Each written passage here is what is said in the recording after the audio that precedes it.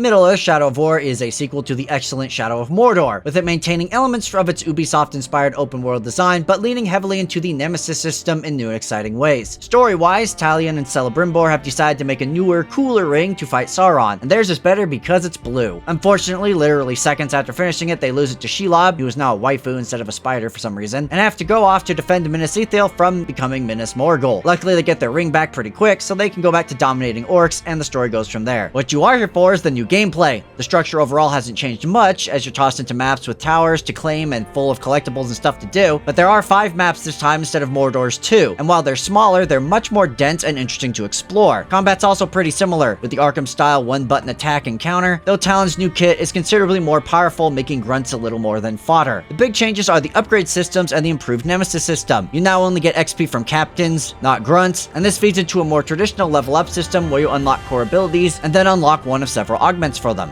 Gear also now plays a huge role, as you get it from captains and can equip stuff like sets, and of course there's a whole host of new currencies to upgrade stuff or buy new stuff that you'll be gathering as you explore. Like the first game, you get the power to dominate orcs and their captains, and this system has been considerably more fleshed out. Now you can send orc captains to do all sorts of stuff like assassinate other leaders, infiltrate warlords as bodyguards, or be your own bodyguard to summon in tough fights. Once you have yourself an army, you strike at a fortress in a big battle where you and your horde push your way through the base until finally killing the warlord and conquering the region. After this, you move to the next area and do it again. This also ties into the multiplayer, where you can invade other people's bases with your orcs for loot and glory, as well as get invaded yourself, though thankfully you don't lose your base if they beat you. This loop is punctuated by side story missions for each faction that can unlock more abilities, as well as the usual collectibles you'll grab all over the map. And honestly, that's Shadow of War. More systems, but really leaning heavily into the domination and Nemesis system, with lots of quality of life improvements and a larger, more interesting world to explore. As you know, I rank games here on a 3-point scale: must play, maybe consider, and don't bother. And Shadow of War is everything a sequel should be. It expands on what made the first game unique in all the right ways, adding a ton of new regions to explore, and leaning heavily into making the Nemesis system unforgettable. It is a shame that the story falls pretty flat and the endgame's a bland grind, but hey, at least they took the microtransactions out, and I think I can still definitely give this my wholehearted recommendation. This is this type of open world game at its absolute peak, and you should check it out if you haven't already.